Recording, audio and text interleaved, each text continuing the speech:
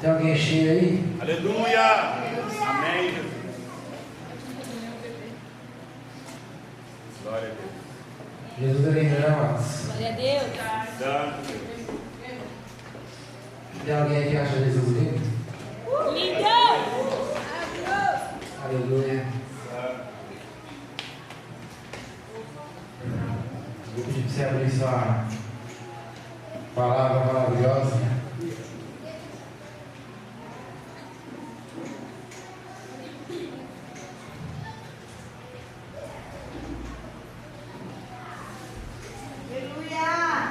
Glória a Deus. Aleluia, Jesus.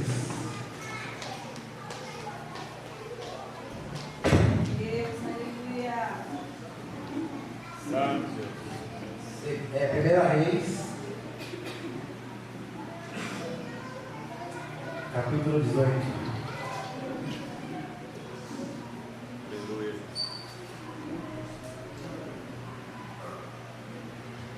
Como é que foi a semana de vocês, amados? Top. Muito testemunho, muita guerra. Testemunho. Ele não tá na guerra, aí me ensina como é que faz aqui. Você não, pastor? Vamos fazer igual o Lázaro. Tu é quente, então por que tu passa fome? E continua? Quem não conhece Lázaro não vai pro céu, não, irmãos. Se não completar a música do Lázaro, Deus não vai deixar subir, não. É raiz, é novo, Nutella, todo mundo conhece a música do Lázaro. Amém? Aí, tá vendo? Essa aí é pro céu. Essa aí é pro céu. Aleluia. Mas estou bem feliz. E muita coisa aconteceu essa semana. Foi uma semana aí de muita guerra, como nós estamos falando aí, né? Mas tem até um louvor, né? Dias de luta e dias de glória, né? Dias de luta, dias de luta. Louvor não, mas aí também. Mas faz sentido, né? Faz sentido, né? Eu posso achar igual a Gil, não, posso ver já até postei no Instagram, fizeram uma montagem, o cara só fala a música dias de luta. Dias de luta, às vezes, né? Várias vezes. Mas era uma semana que eu creio que, assim, a partir do momento que nós vamos falar um pouquinho sobre isso na palavra, quando nós nos posicionamos na perfeita vontade de Deus, é aí que começam as guerras. Então, você está tendo guerra. Uma vez o cara fala assim, ó, se você não está batendo de frente com o capeta, é porque você está indo no mesmo caminho. Faz sentido, né? Então, ó, vem capeta, vou bater de frente com o capeta, irmãos, porque senão, né? Porque o título da mensagem é a reforma dos nossos dias. Aleluia. Aleluia. Por que coloquei essa palavra? Eu comecei a refletir desde o início desse ano até hoje, mais ou menos, aqui, o dia inteiro na igreja aqui, orando. Analisar as coisas que o Senhor tem para nós. Eu não sei você, mas eu procuro orar e buscar entendimento de Deus. O que Ele tem para nós esse ano, nós estamos começando o ano, amém? Amém. Eu e vocês, nós temos que ter objetivos, metas, sonhos.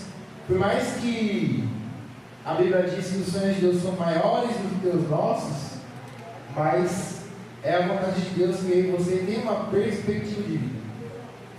E principalmente uma perspectiva nele. Aleluia. Não é o pregador que vai ganhar 1000 almas. É ou não é? E reforma, amados. Eu não sei você, mas às vezes quando nós estamos conversando sobre a Bíblia, tá, a palavra, e nós falamos da palavra reforma, o que tem na sua mente? Martinho Lutero, né? Às vezes, né? Reforma, Martinho Lutero e tal. A reforma protestante. Tem uma data, se não me engano, dia 31 de outubro, onde nós comemoramos, né? A reforma protestante. Só que quando nós olhamos para a palavra, existem diversas reformas.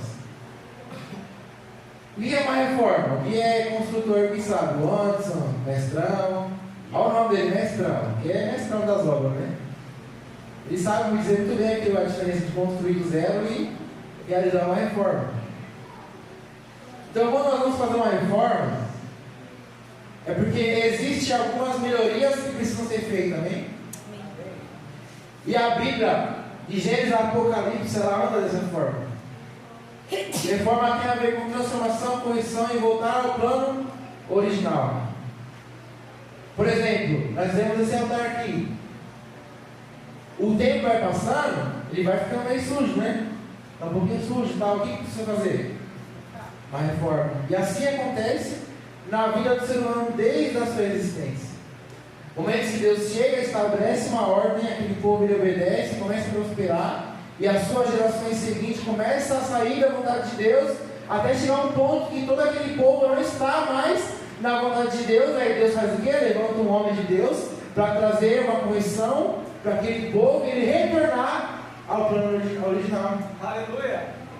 E eu quero te dizer uma coisa, isso precisa ser feito nos dias de hoje. Porque aqui, quantos anos de ministério, pastor? Uns 40? Por aí, né? Mas a gente não tem de ministério, né? Aí o pastor vem aqui, o quê? Uns 30 anos de ministério? Por aí, né? Está fazendo 40 agora, mas ele começou pequenininho.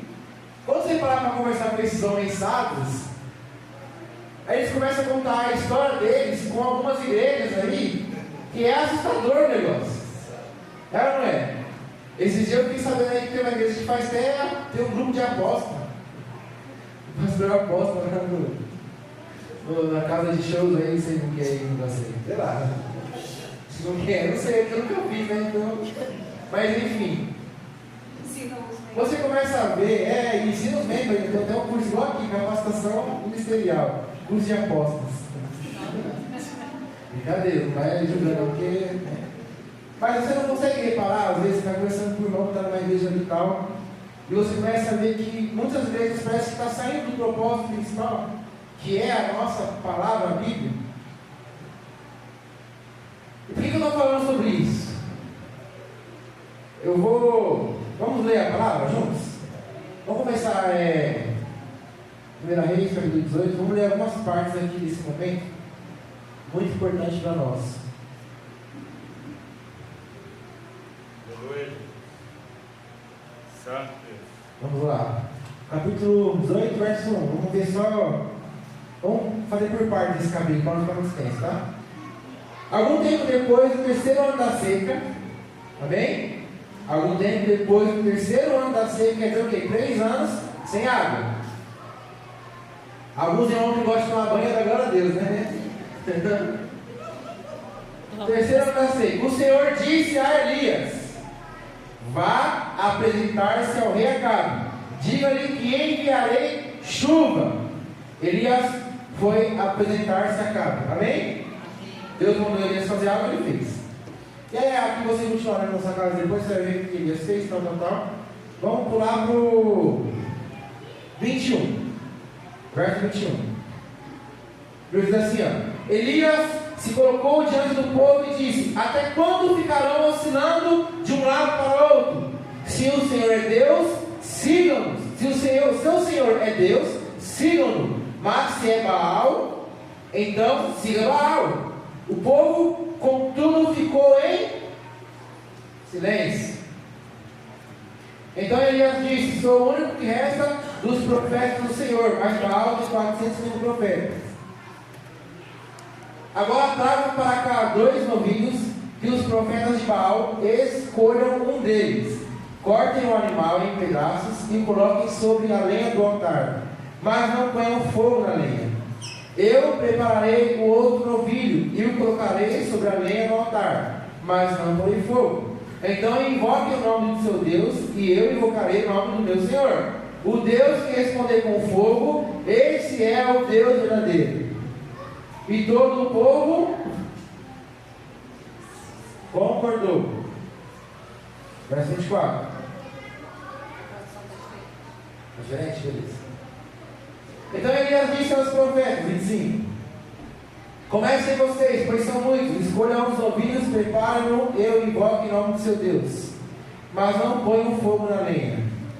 Eles prepararam os novilhos e colocaram sobre o altar. Invocaram o nome de Baal desde manhã até o meio-dia, e gritavam: ó Baal, responde-nos. Mas não houve resposta alguma, e dançavam em volta do altar que haviam feito. Por volta do meio-dia, Elias começou a zombar deles. Vocês precisam gritar mais alto, dizia ele. Sem dúvida, ele é um Deus. Talvez esteja meditando ou ocupado em outro lugar. Ou talvez esteja viajando ou dormindo. Ele precisa ser acordado. Então gritaram mais alto e, como era de costume, cortaram-se com facas e espadas até sangrarem. Agitaram-se em transe desde o meio-dia até a hora do sacrifício da tarde. Mas não houve sequer um som, nem resposta, reação alguma. Então Elias disse ao povo: venham aqui. Todos se reuniram em volta dele, enquanto ele consertava o altar do Senhor que havia sido derrubado. Pegou 12 pedras, uma para cada tribo dos filhos de Jacó, a quem o Senhor disse: meu nome será Israel. E com elas reconstruiu o altar em nome do Senhor. Depois cavou ao redor do altar uma valeta com capacidade suficiente para 12 litros de água. Empilhou lenha sobre o altar, cortou o novilho em pedaços e colocou os pedaços sobre a lenha. Em seguida ordenou: acham 4 jarras grandes com água e derramem a água sobre o holocausto e a lenha. Depois que fizeram isso, eu disse: façam a mesma coisa novamente. Quando terminarem, ele disse: agora façam o mesmo pela terceira vez. Eles seguiram sua instrução, e a água corria ao redor do altar e encheu a valeta. Na hora costumeira de oferecer o sacrifício da tarde, o profeta Elias se aproximou do altar e orou: ó Senhor, Deus de Abraão, Isaque e Jacó, prova que és Deus em Israel e eu sou teu servo. Prova que fiz tudo isso por ordem tua. Ó Senhor, responde, que este povo saiba que tu, ó Senhor, és o verdadeiro Deus e estará buscando o povo de volta para ti. No mesmo instante, o fogo do Senhor desceu do céu e queimou o holocausto, a madeira, as pedras no chão e secou até a água da valeta.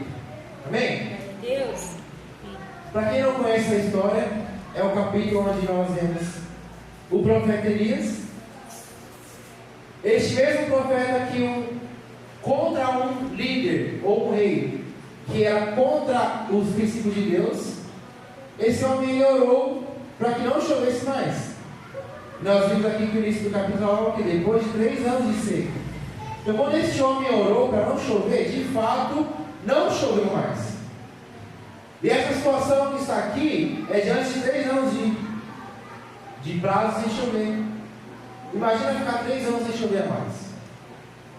A água começa a ficar sendo algo que é raro, né? Alguns países aí, por exemplo, não sei se você sabia, mas por que os perfumes da França são os melhores? Alguém sabe por quê? Porque a água lá não é igual aqui. Aqui a gente tem água à vontade, lá não. Lá a água já é mais escassa, então por ser mais escassa, eles tomam menos banho. E por tomar menos banho, precisa dos perfumes mais fortes, né? Entendeu? Ideológico? Então, a gente tem um país que tem muita água, mas imagina ficar 3 anos sem. E aí Deus fala algo para Elias. O que ele falou para Elias? Vá até Acabe, porque eu vou mandar uma promessa para Elias. E aí o que Elias fez? Obedeceu, ele foi até lá. Só que o que é mais interessante é que Elias ele vai lá, ele faz o desafio, esse que nós vemos agora. Ele fez o desafio a Acabe: vamos lá para o lugar onde nós vamos fazer um sacrifício. Vocês oram pelo seu Deus, eu oro pelo meu Deus. O Deus que responder com fogo, este é o verdadeiro Deus. Só que aconteceu algo interessante ali. Enquanto eles estavam reunidos, Elias olhou para aquele povo e pregou para ele. Falou: vocês vão ficar até quanto tempo com o Senhor de 2 pensamentos? Se o seu Deus é Baal, sirva Baal. Se é o nosso Deus, sirva o nosso Deus. A Bíblia diz que aquele povo estava o quê? Ficou quieto. Por quê? Um povo que estava confuso. E o mais interessante é que quando Elias viu que aquele povo estava confuso, ele se compadeceu daquele povo. Qual foi a sensação de Elias? Eu preciso trazer clareza para essas pessoas. Aleluia. Então eu queria frisar um pouco, antes de continuar explicando esse verso, frisar algumas coisas que nós precisamos ter. como pensamento. Por que eu estou falando um pouco de reforma, amados? Todas as vezes que Deus ele derramou uma promessa, um avivamento, antes ele orientou a reforma. Quando nós pegamos o livro de Joel, ele fala o quê? O livro de Joel é todo sobre uma correção para o povo naquela época. Ele corrige, falando o quê? Amanhã estou no começo. Ele falou para o sacerdote: vocês precisam se arrepender, se unam, jejuam, rasguem os vossos corações e não as vossas vestes. E aí, quando nós continuamos a palavra no livro de Joel, ele fala assim: ó, depois disso, quer dizer o quê? Depois de vocês se arrepender, depois de vocês reconhecerem os seus erros, eu derramarei do meu espírito. Certo.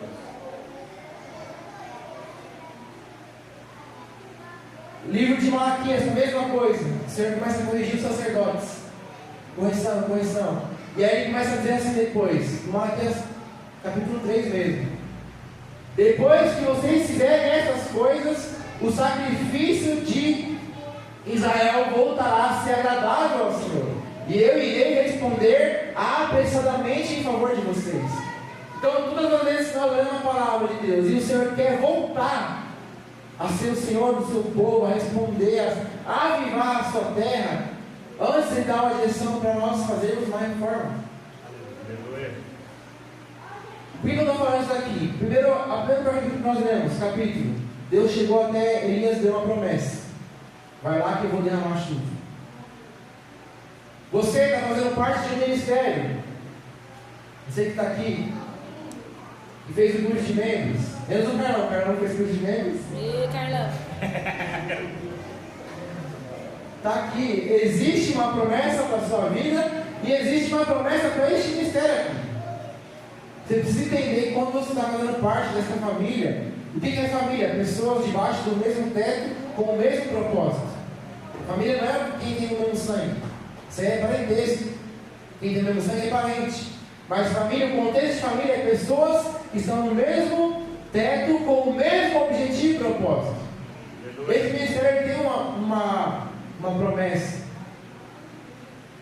E eu creio que nós vamos viver esse ano essa promessa. Aleluia. Quarta passada a gente estava na adoração aqui fazendo louvor e o Senhor falou no meu coração que esse ano Ele ia realizar um avivamento. Aleluia. E eu e você precisamos crer nisso. Segunda-feira a gente se reuniu aqui na igreja, a gente começou a fazer uma reunião. Eu passei algumas coisas para os meninos da célula aqui, para os líderes, bem ousada. Só que eu percebi que dos ousados aqui eu era o menos ousado. Os líderes, os trabalhadores estavam pegando fogo. E nós começamos a citar algumas coisas, né, ensinando sobre a pregação do Evangelho. As pessoas que estão lá fora com o coração duro, a Bíblia nos diz o quê? Que nós devemos pregar as boas novas aos quebrantados de coração. Isaías 61. Então, quando você vai pregar a palavra de Deus para alguém que está com o coração duro, não sei se você tem essa experiência. Quando você vai pregar na rua e a pessoa está com o coração duro, ou ela te xinga, ou ela sai fora, ela te ignora, né, pastor? Coração duro. E a Bíblia diz que aqueles que precisam é os que estão com o coração quebrantado. Mas Deus lhe dá uma estratégia para que os coração duros tornem maleáveis. Aleluia. Quais são essas estratégias? Os sinais. Aleluia. O sinal ele tem o objetivo de fazer com que o incrédulo passe a crer. E aí quando ele começar a crer, você prega o Evangelho de salvação. E aí eu comecei a falar para todos eles que nesse tempo da célula nós vamos ser muito usados por Deus para manifestar milagres. Com o objetivo de quê? De eu me engrandecer, dar mais engrandecer? Não. O objetivo de um milagre é com que pessoas passem a crer em Jesus. Aleluia. Então é uma promessa, algo que Deus falou para nós começamos a crer. Quando chegou quarta-feira à noite, tanto o Kevin, não como ela, mas tanto o Kevin quanto a Amanda mandaram uma mensagem idêntica. Bi, da maneira que nós falamos, assim aconteceu. Aleluia. O que é isso, amados? É fé. É crer no que o Senhor está falando. Hebreus 10:35 diz o quê?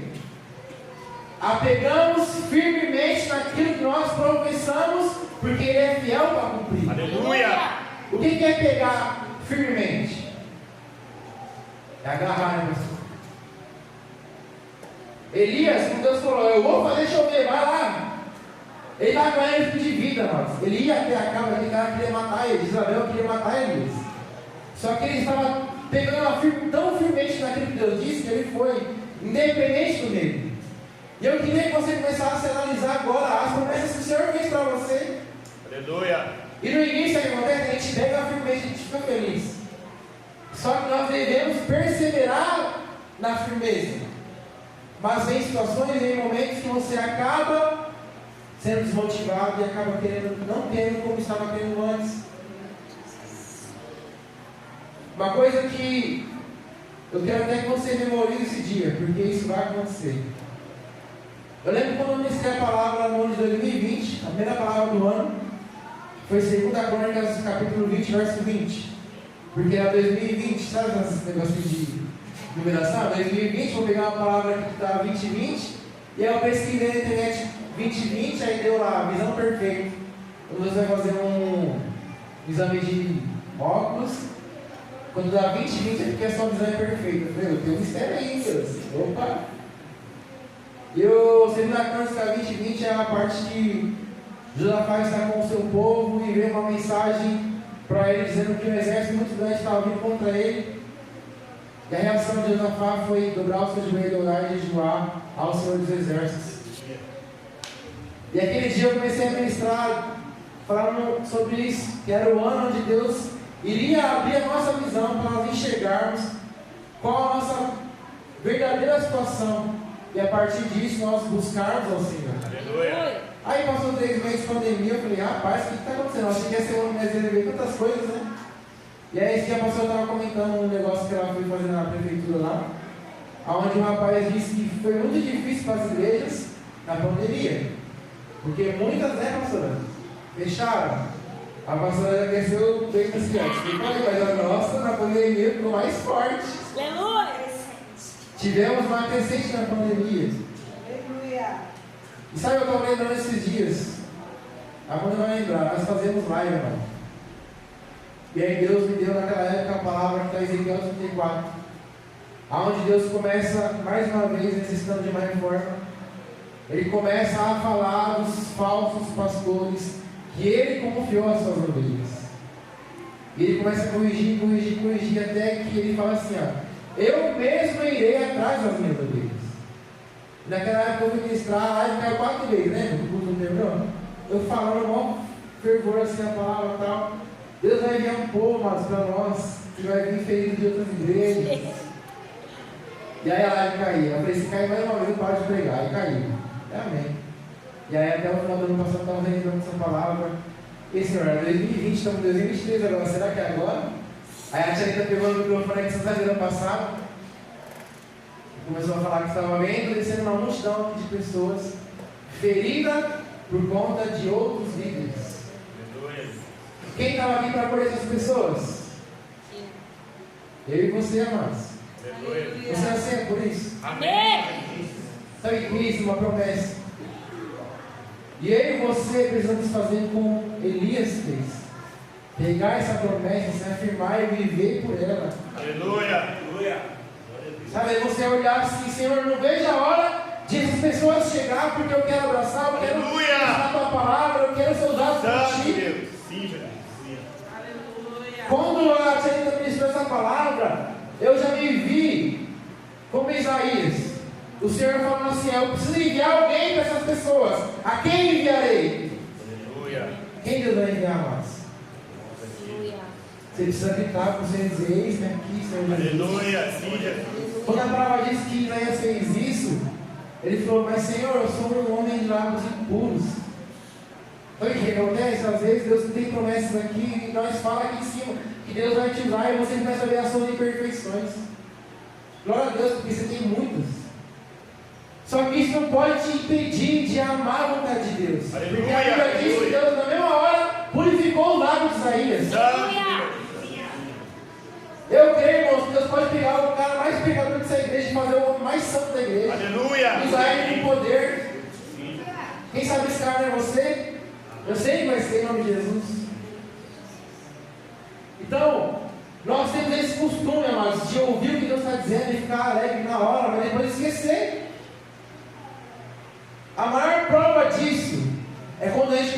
conhece pessoas aqui na igreja.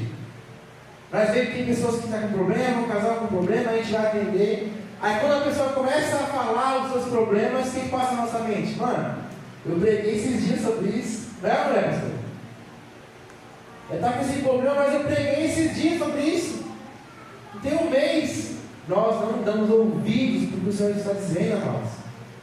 Ou nós damos um momento e logo esquecemos.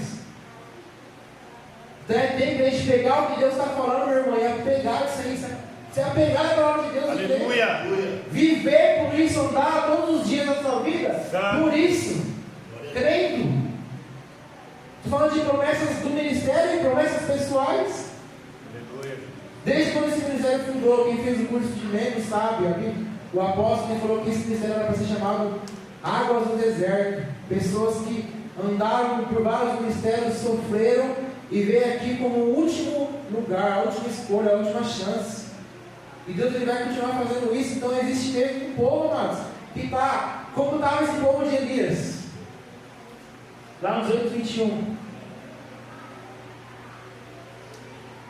Elias trocou diante do povo e disse: até quando ficarão os campos de um lado para o outro? Se o Senhor é Deus, siga-no. Mas se é Baal, seu Deus, então siga Baal. O povo por tudo ficou em silêncio. Essa atitude de ter ficado em silêncio mostrou para Elias que o povo estava confuso. Sabe o que eu vejo, pastor?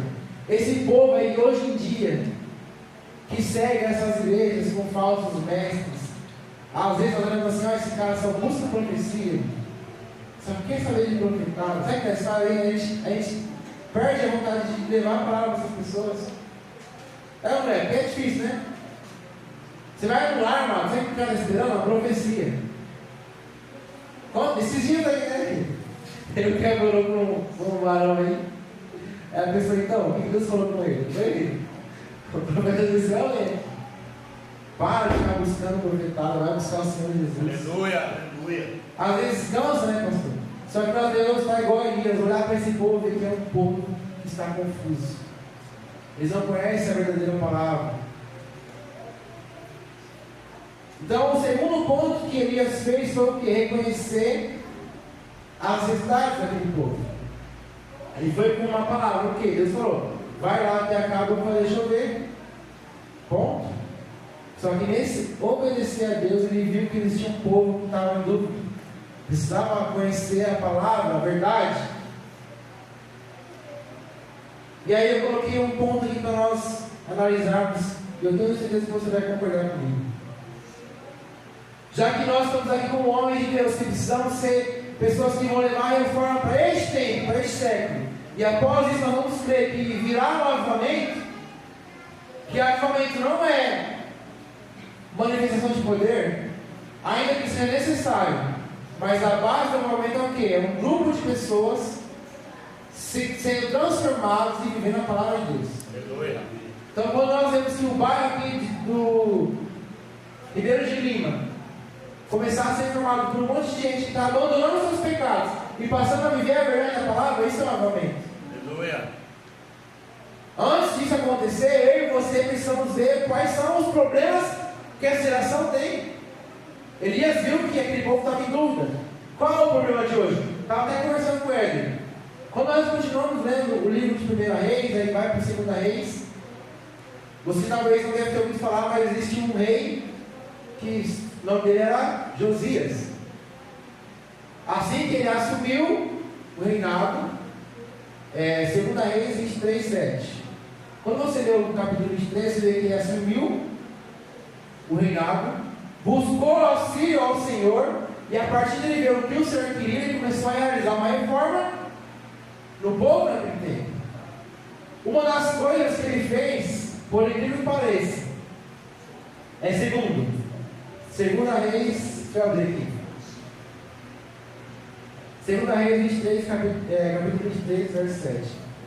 Uma das coisas que aquele homem, como homem de Deus, começou a retirar do templo, foi também demoliu os alojamentos dos prostitutos e das prostitutas cultuais, aonde?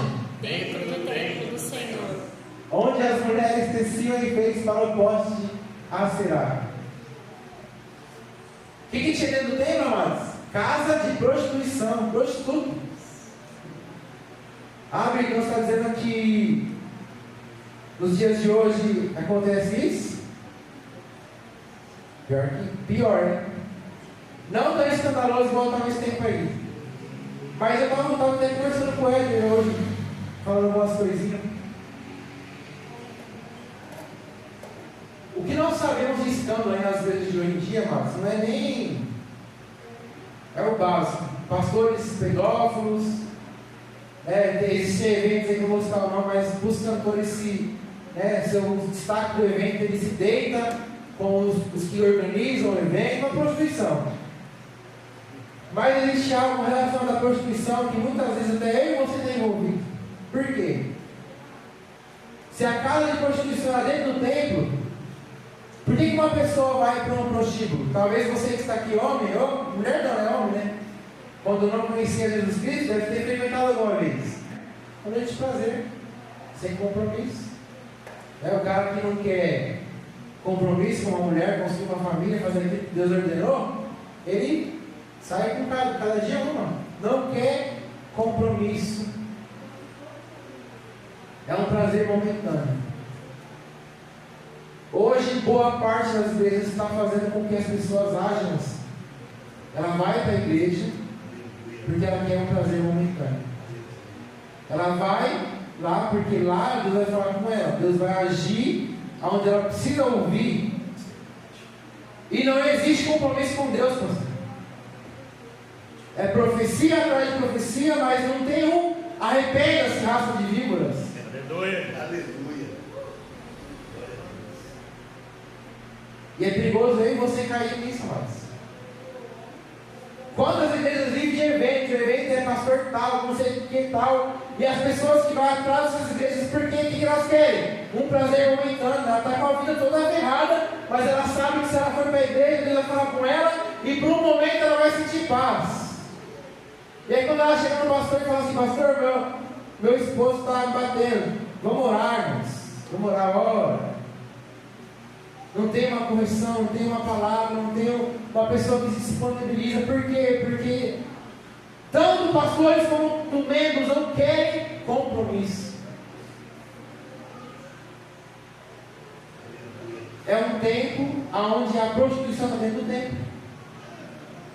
As pessoas são geradas para que elas entendam o quê? Que a igreja é lugar de você saciar aquilo que você precisa. Isso acontece? É claro que acontece, amados. Como eu disse, o sinal ele vem para quê? O sinal ele vem para quebrantar o seu coração e você receber as boas novas. Aleluia. Olha para Pedro, Atos capítulo 2. Depois do sinal que foi derramado do Espírito Santo, a Bíblia diz que Pedro converteu 3 almas. Mas a pregação de Pedro foi: vocês que estão aí, vocês crucificaram a Cristo.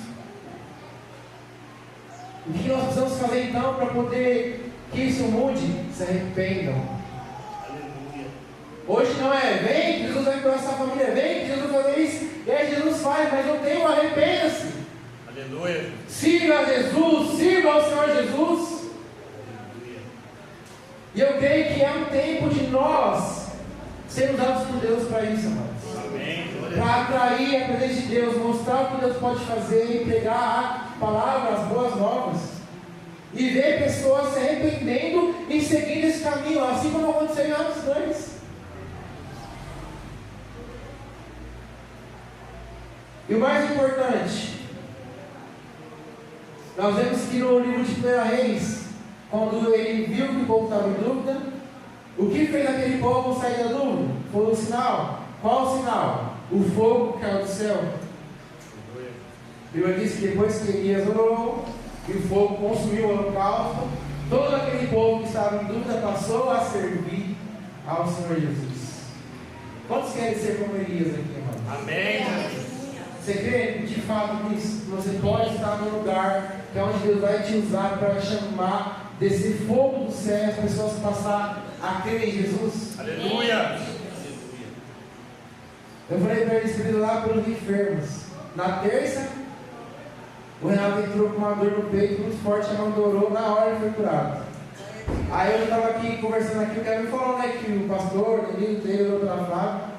Eu estava aqui, a Flávia falou assim pra mim, quarta-feira eu chorei tanto. Por quê? Porque eu estava com muita dor na minha perna, mancando demais. E hoje eu estou quase nem mancando mais. Glória a Deus. Aleluia, Deus. Deus está movendo, amados. Glória a Deus. Se nós cremos, porque a Bíblia diz que o sinal seguirá os que creem. Glória a Amém. Deus. Se nós, como igreja, começar a crer no poder de Deus, o resultado disso é o que? Vidas se converter ao Evangelho. Aleluia. Que esse é o maior milagre. O maior milagre que se pode mostrar na terra, mas não é o cadeirante levantar. Porque se ele levantar da cadeira de rodas por causa de uma oração e ninguém se converter, qual o objetivo disso? Ele andar? Amém. Agora, quando alguém se arrepende e fala, eu sou um pecador, eu preciso de Cristo, este é o maior milagre. Aleluia. Você é o maior milagre que pode acontecer na terra. Aleluia. Aqui na igreja, até um tempo atrás, estava aí fazendo coisa errada. Agora se converteu, está vendo uma pessoa abençoada, lá e ela estava para Jesus. Tem milagre maior que esse? Deus pegar um Zé Real como ele, você e transformar assim, fazer um cara bonito, uma moça bonita. Glória a Deus. Obrigado, Deus. Só que Elias, essa é uma palavra que queima no meu coração, porque eu comecei a ver. Para que isso aconteça, amados, Deus não precisa de multidão. Ele só precisa de um louco. Só um louco que é isso. Um doido. Quando você foge um pouco da Bíblia e começa a ver os avivamentos que aconteceu, Deus precisou de poucas pessoas que acreditassem. Só que o fato de acreditar não é só dizer eu creio, eu acredito, mas é você se mover por isso. A Bíblia diz que para o fogo descer não foi só clamar, ó Senhor, mostra que tu és Deus do teu servo. Elias fez algo antes disso. Ele primeiro arrumou o altar que estava caído. Depois de arrumar o altar com as pedras, ele colocou lenha. Após colocar a lenha, ele colocou um novilho e, como todos nós lemos, ele encheu o altar de água. Nós acabamos de ler, 3 anos sem chover. O que mais tinha de valioso naquele tempo? Água era mais valioso que ouro. E ele colocou aquilo no altar. Então o que ele fez? Ele arrumou o altar e colocou lenha e ofereceu sacrifício. Aleluia. Você acha que isso é fácil, amados? Nos dias de hoje? Porque o altar, hoje o altar é o nosso coração, a nossa vida. Então, se nós quisermos chamar por fogo nesse tempo, nós precisamos amar o quê? A nossa vida, ter uma vida reta. Aleluia. Até a pastora falou assim que se alegra por isso ter uma igreja que prega sobre o caráter, né, pastor? Você acha que as pessoas querem falar sobre o caráter hoje? Porque nem os que estão pregando têm a vida reta mais. Então, se eu e você queremos atrair o fogo do Senhor para esse tempo, o fogo que vai trazer clareza para as pessoas e poderem crer no Evangelho, o primeiro ponto que você tem que fazer é ter uma vida reta. Aleluia. Perante o quê? Aos seus achômetros? Não. A palavra de Deus. Glória a Deus. Uma vida reta não é uma vida perante o que as pessoas dizem, ou perante o governo de direita ou de esquerda, não. É o que a palavra está dizendo. Aleluia. Quando você começa a se preocupar em saber se você está vivendo uma vida reta perante a palavra de Deus, esse é o primeiro ponto de Deus te usar. Primeiro ponto. E aí o segundo ponto é o que? A lenha. Lá no livro de Êxodo, se não me engano, Deus fala que o fogo não se apagará, mas o sacerdote deverá levar lenha todas as manhãs. O fogo estava lá, mas ele precisava ir lá de manhã, limpar o altar e colocar lenha. E o que é lenha? Lenha é o meu e o seu relacionamento com Deus. Aleluia. Então, quando nós procuramos ter uma vida reta, nós precisamos se relacionar. E a Bíblia diz que o nosso Deus é um Deus que se relaciona. E Ele quer e deseja se relacionar com você. Assim como Ele fazia com Adão. Todo final de tarde, ele ia lá. Estava conversando na casa do Digão esses dias, falando. Mas fala muito, né, Digão? Se juntar um dia, o pastor, eu, o Digão e o pastor de igreja, é o podcast mais demorado do mundo. Vamos gravar um podcast de dia, está como? Eu quero ver quem vai ficar até o final. E ela estava comentando sobre a questão do pecado e tal, e a forma que Deus fez, porque quando Adão e Eva pecou, Deus não deixou de visitá-los, Deus continuou indo lá no final de tarde. Eles que se esconderam de Deus. E Deus sabia que eles pecou, mano.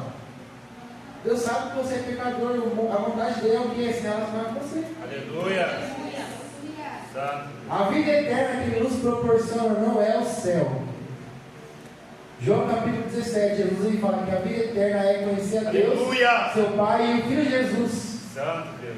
Então, a dádiva da vida eterna é nós, não é ir para o céu, porque o que adianta ir para o céu e não ter Jesus lá? Eles estavam nos ensinando que a dádiva do céu é porque Jesus está lá no céu. Aleluia. A pastora falou, não, isso aqui. Eu quero ir para o céu não porque o céu é bom, mas porque Jesus está lá, irmãos. Aleluia. Porque Deus está lá.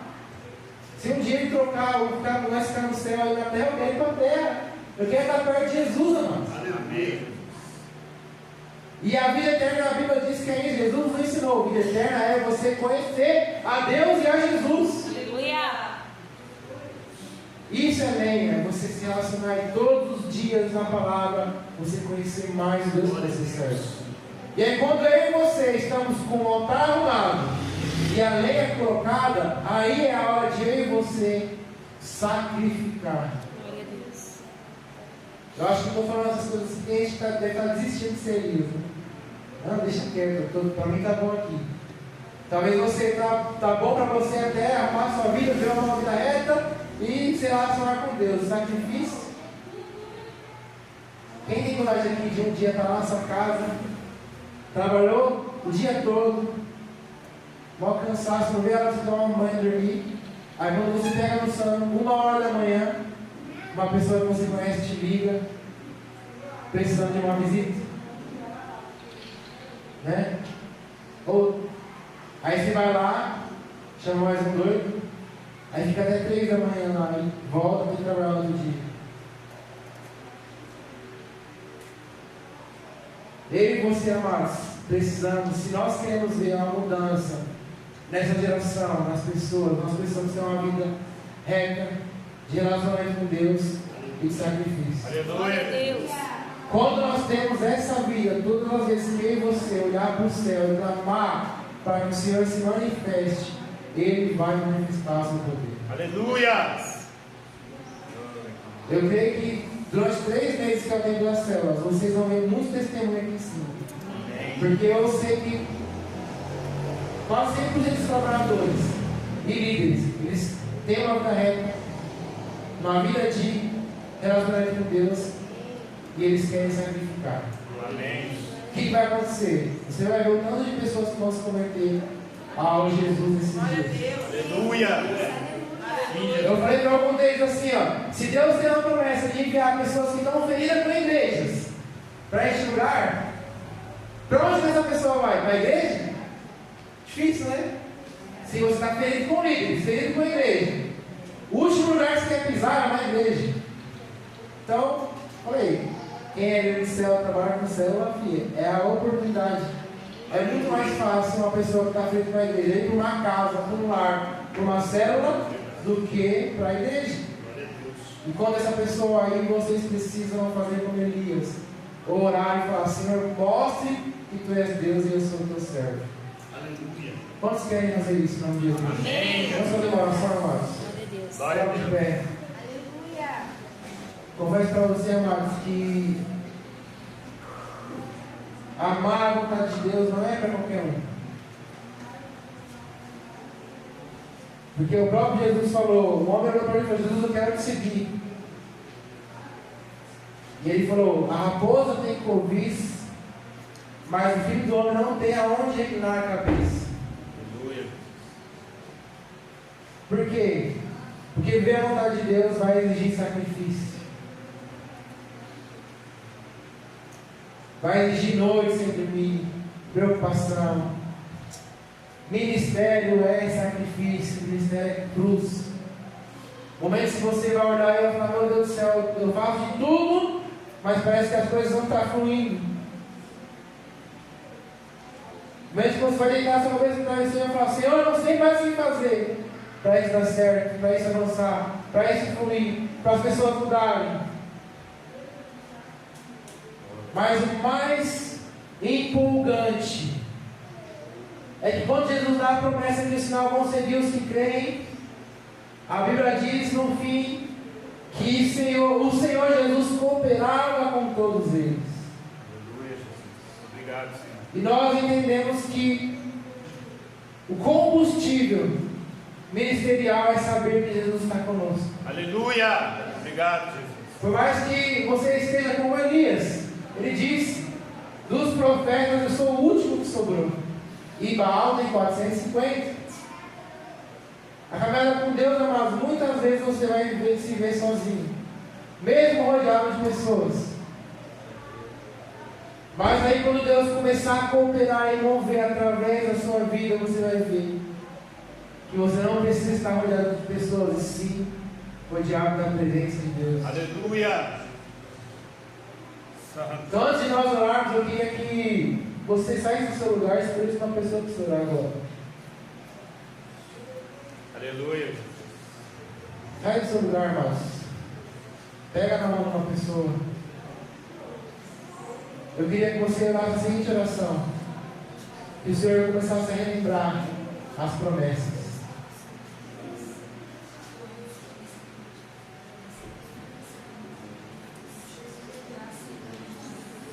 Você aí está cheio do Espírito Santo, cheio de Deus. Porque talvez aqui possa ser que seja uma pessoa que está desanimada. Senhora, falamos diante de ti, para ver o teu filho. Assim como uma vez Jesus, Jeremias estava. mas com a tua graça, Jesus. Teu filho Jeremias estava desanimado porque Deus deu uma palavra para ele, ele pregava, as pessoas não usavam. Traga, Senhor, a identidade. E aí ele falou assim: dá um plano perfeito, Jesus. maldito o dia que eu nasci, eu não vou mais fazer Venha, Pai, isso. entender, ó Pai, que o Senhor o chamou, ó Pai, para viver, ó Pai. E o mesmo Jeremias falou: eu penso que não vou mais me ensinar o seu nome. As suas palavras são como fogo em meu peito e eu não posso contê-las. Pai, pela tua presença, Senhor. Pai, eu clamo, Jesus, para que o Senhor, ó Pai, gere, Começa lá, irmão. fogo, Jesus, sobre a vida do teu Para que a palavra de Deus, as promessas, esse fogo, comece a queimar agora aí nessa pessoa que está Pai, falando. Pai, vida, Pai, que traz refrigério, Jesus, que traz Começa a dizer: esperança.